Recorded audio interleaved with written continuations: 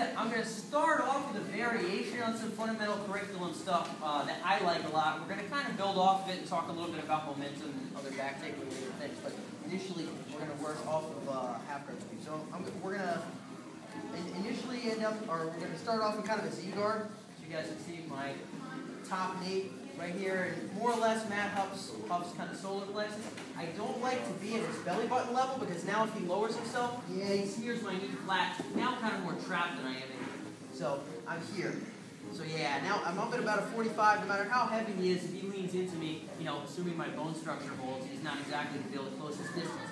As I'm in this position, I'm going to now fence, so we might be grip fighting, whatever's going on. I'm going to fence my left arm underneath his armpit as I kick my left leg forward, so it's going to be here. You're going to see how I fence in? I'm controlling this wrist at the same time.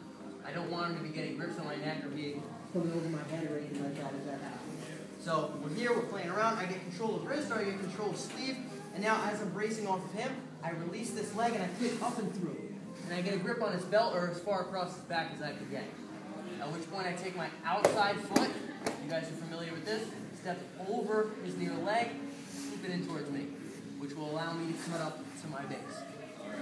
Once I'm in here with Huff, I'm going to drive into Huff.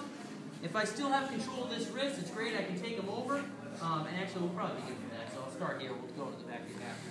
If I still have this control, as soon as I cut my leg underneath me, so if I'm here, boom, I step over, I pull this leg out, and I still have control of this sleeve. I don't even need to release this and kick the knee. If I have this and it's already across his body, I'm going to pull it back, or I'm going to pull it out and then behind me.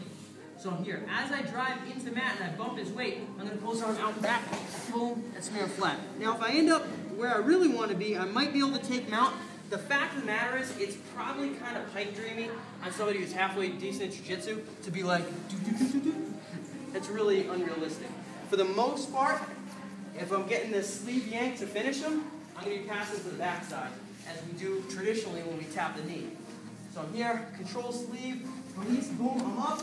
I scrape around this outside foot. As I pull this foot out, if I still have control, I'm pulling this back and then towards me. As I throw him down, this foot, windshield wipering behind the knee or the shin, I back step, control his leg, circle, circle, circle. I keep insurance on his hips the whole time.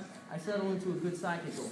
The details there being, as I pulled him down, I had control here. My hips were pretty flat on his hips to keep his legs pinned. This needs to happen. I can't just lift and step back. He's going to catch me in half guard. This has to happen. As this happens, this has to happen. These hips are going to be facing the ground only until I settle right on top where I want to be in a good side control position. Make sense, Matt? Yep. You want to see that one? No, I'm all set. Okay.